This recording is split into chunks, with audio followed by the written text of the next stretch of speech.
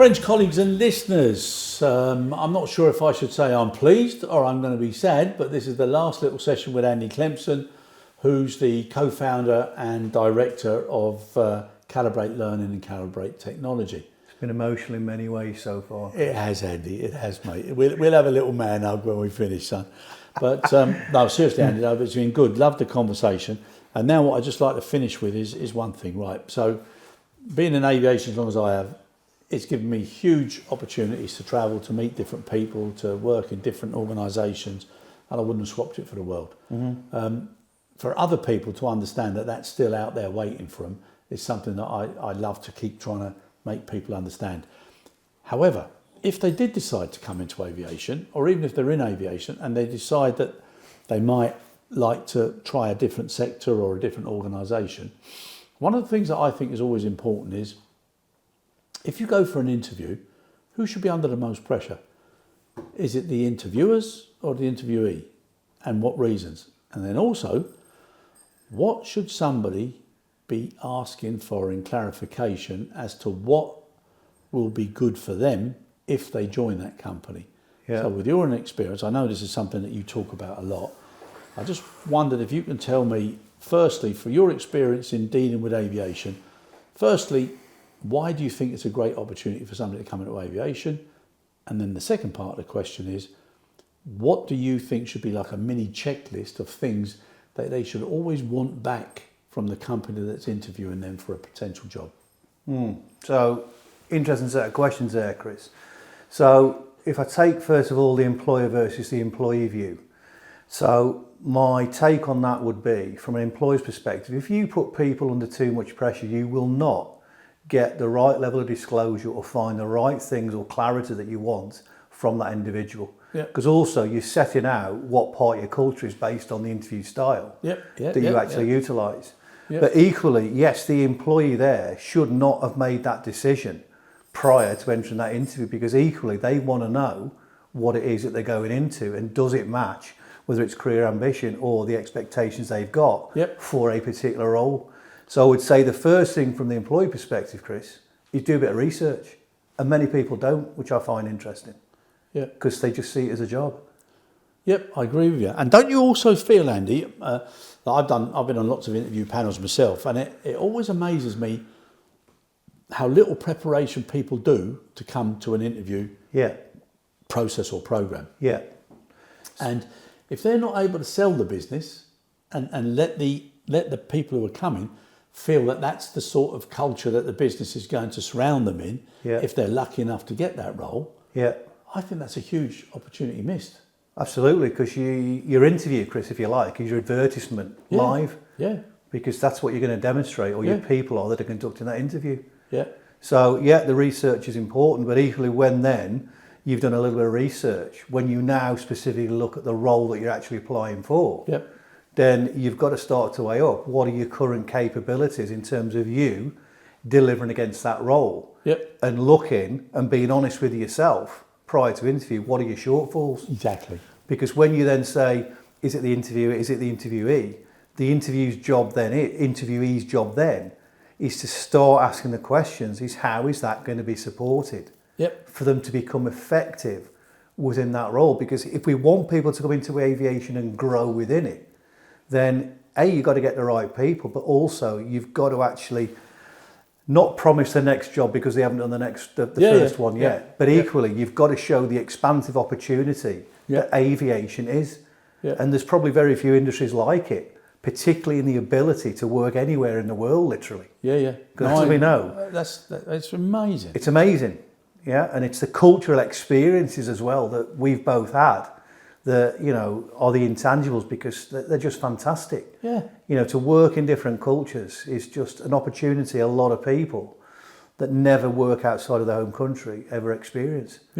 So I think it's that prep and that research, because typically if an interview lasts an hour, you should be wanting to ask quite a few questions to understand, is the fit right for me?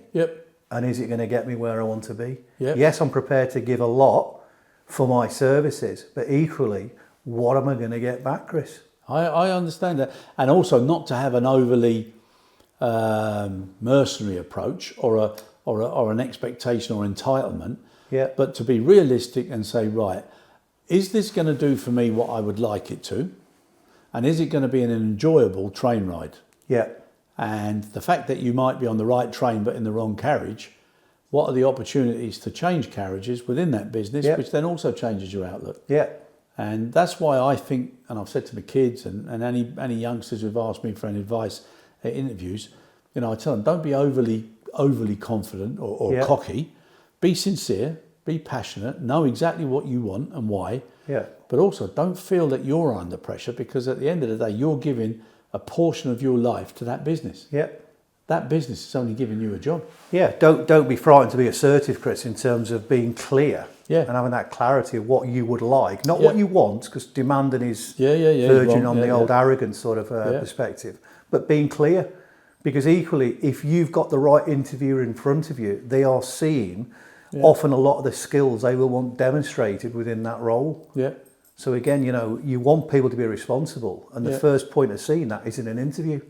So don't be just sitting there and waiting for the interviewer to completely lead that interview and only asking when required. No, Take the lead when you can, particularly if it's going to be a more supervisory stroke leadership role. Start to demonstrate some of the things that's going to be required within that role. And you should know, because if you read the job spec and the profile, then you have some sort of clarity of where you need to go with that. Funny you say that. There's an organisation I'm doing some work with, and one of the problems they've got is that the people didn't do any research when they came. They just wanted a job. Yeah.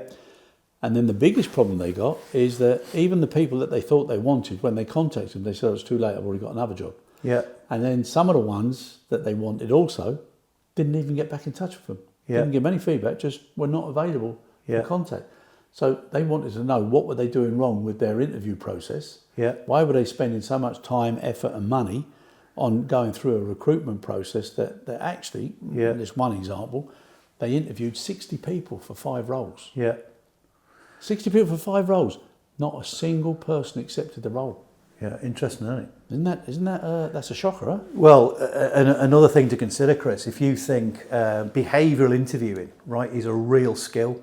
Yeah. Now, for a lot of managers who are given that responsibility to conduct team interviews, company interviews, often haven't had the right skill interventions or the right level of competence. And it could be something they do once a quarter, once every 6 months, or even once a year. Exactly. But again, what they are demonstrating in that 1 hour, they are representing the company. And again, that is the face of what that interviewee is potentially joining. So, that's often maybe not considered as much as it should be. Yeah. Because it does make a difference. Yeah, it makes a huge difference. Well, you'll be able to say in your career, you've had examples of good interviews and bad interviews. Oh, yeah. And, if you've had a bad interview, no matter what sat maybe behind that, you never got that far, because your perceptions were your reality in terms of what the experience was within that particular hour, right? Yeah. So no, it's a big influencing factor, and I think people who want to get into the aviation sector, they need to do a little bit of their research, but they also need to be very clear where they see that vehicle of career opportunity taking them and why. Yeah. And personally, I love to employ people that I think are a lot brighter than me. And I know you're going to say that's not easy. Oh, that's not difficult. There's a lot of them, though. There's a lot of them. Thank you very much. Yeah.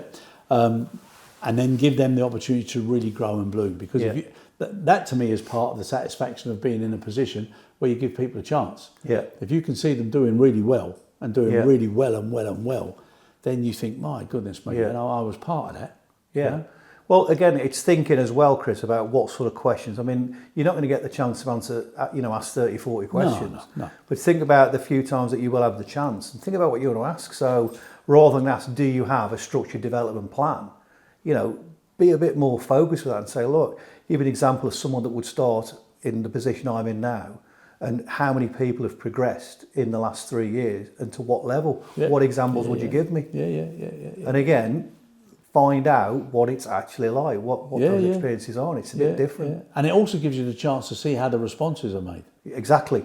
And that to me is a big window into the culture of an organisation. Yeah. And I think companies need to be a little bit better prepared with that now, because, it's as much as those first impressions, which you never get a second chance for, that will swing people, and then if you can back it up with the credibility of a structure behind it, Yeah. it makes a lot of sense. I mean, a lot will tell you that yes, there will be an induction, but again, after the induction, what are the next steps then? Yeah. What's the team like? What's the culture? And again, start asking the questions. And if there is values and all the rest of it, ask some couple of questions related to how is that lived then and demonstrated. Yeah. Can you give me a couple of examples of how people experience that? Yeah.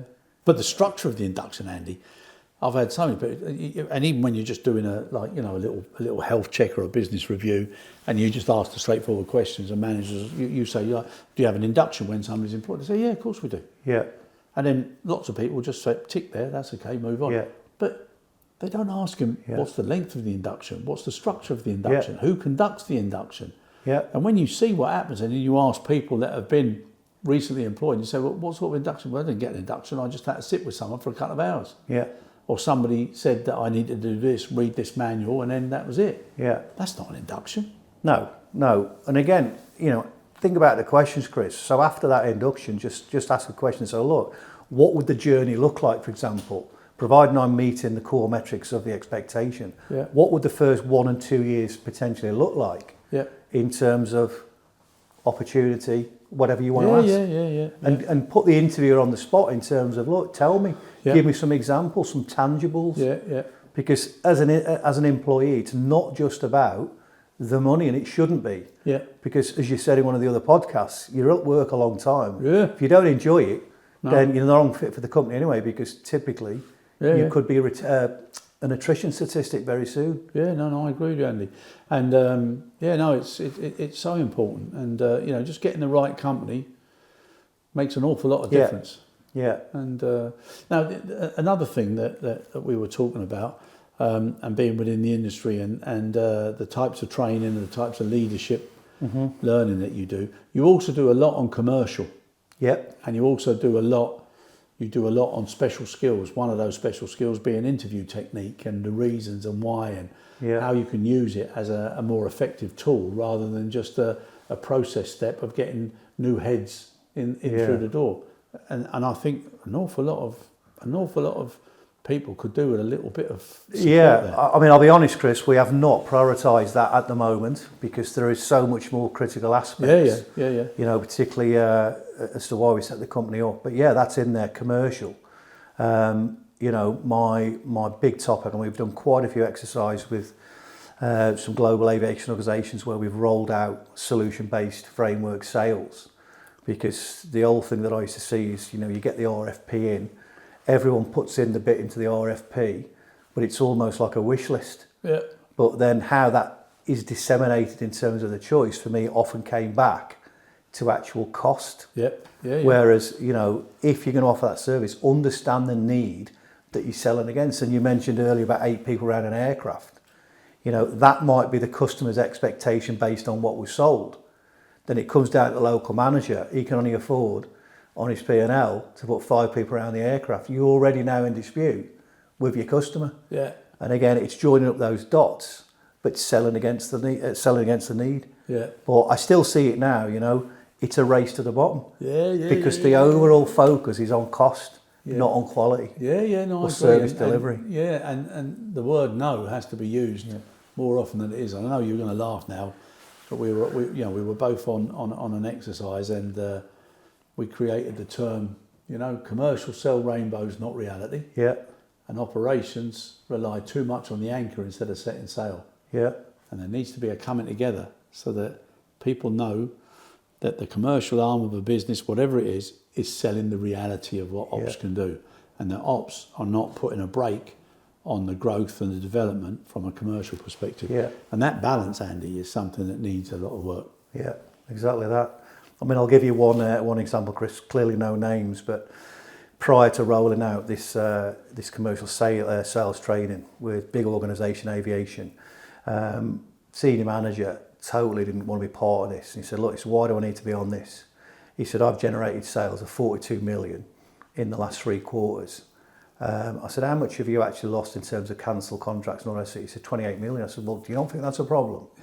I said, what about trying to keep the 42 million and keep the 28? That's real growth. What are you doing about that? Yeah. And, I'm sure airlines, for example, there's a cost to changing let's say it's a GHA. Yeah. Now, for the sake of, it may be a little bit more money, for example, based on real understanding and need, and then giving the choices the actual pricing against that. Yeah, and not putting unrealistic expectations. But it's like not you said, joining into a tender or a contract. it's not joining the dots and working collaboratively. Yeah. But again, for us at the moment, that's not a core focus, Chris. But that's available. Yeah. But it's focus on clarity and competence. Yeah, Andy, one of the things that I'd say is, the aviation industry, I would stand by all the time. It's given me opportunity I never thought I could ever have as a youngster. I've met people that I'm so privileged to meet. I've worked with great people. Don't get me wrong now. Somebody asked me, like 60 seconds, they asked you a load of questions. And one of the questions was, are you afraid of clowns? You know, when this clown thing's going on. I said, no, because I've worked with so many. Funny, I don't like clowns, Chris. Exactly. Are real clowns. Yeah, but I've said, I've worked with so many, and I've said, so no. But I've worked with some terrible people, but some wonderful people. Yeah. And if that mix could just get better, and obviously leadership, learning, training, getting people experience and stuff, that all adds up to it. And I just think the industry is incredible. So anybody coming into it, I would always endorse. But one of the things that I know that, and it's Stuart who specialises in this, he does executive coaching. Yep. And the reason I think that's so important is because what I've seen a lot, unless you're quite a very strong character, lots of people get into senior positions, and when things are going well, it's a lovely position to be in. Yeah. But when things are going wrong, who do you turn to? Who do you bounce things off of? Well, who do you sort of say, do you think I'm doing the right thing or whatever? And from what I've seen on the executive coaching, it's a really, really good program. Yeah, so short burst, time frame wise, but intensive in terms of the time that you do take. Because you're absolutely right, it can be the loneliest place on earth. Because where do you go? Yeah. So people look to you for the advice, for the guidance, but who do you look to as a CEO? And often you've got to base it on experience today, but we can all learn more. Yeah. And I think that's where the exec coaching comes in. And it's actually a passion of Stuart's. So again, over the last 20 years in Clamorton, we've gravitated in terms of different things, and that's one thing he absolutely loves. He's done it all over the world, and it's...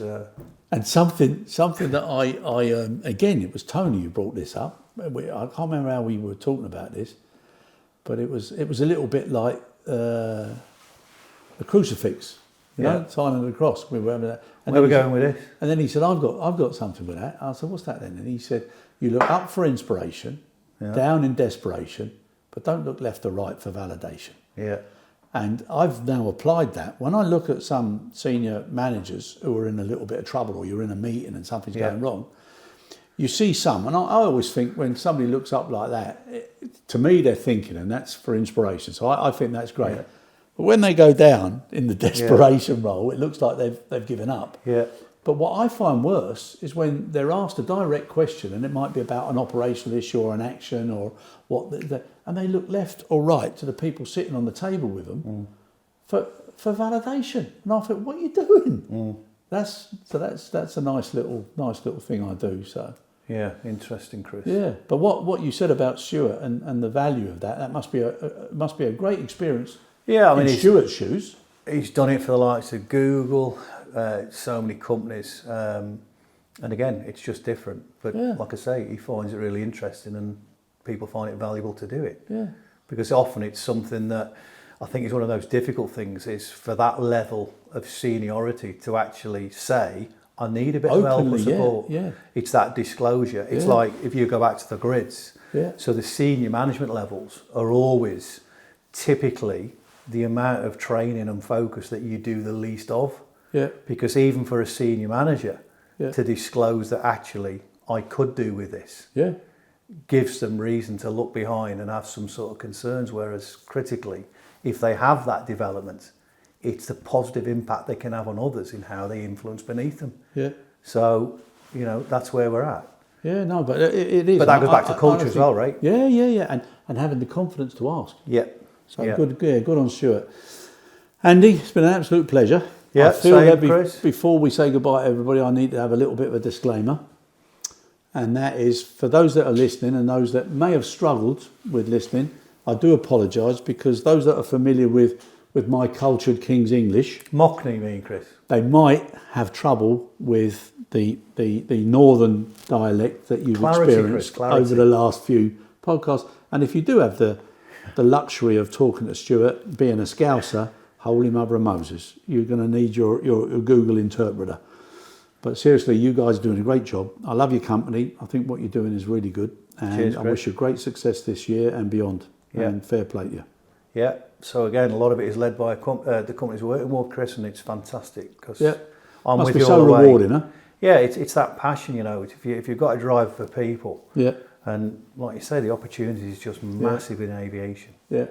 And meeting people who want to be the sponsors of care or change is unusual, but when it comes, I respect those people even more. Yeah, it's passing on the baton, isn't it? You know, you can do so much more for actually not doing much in terms of having to pay for stuff, but it's just based on how you carry yourself that influences others to do something different.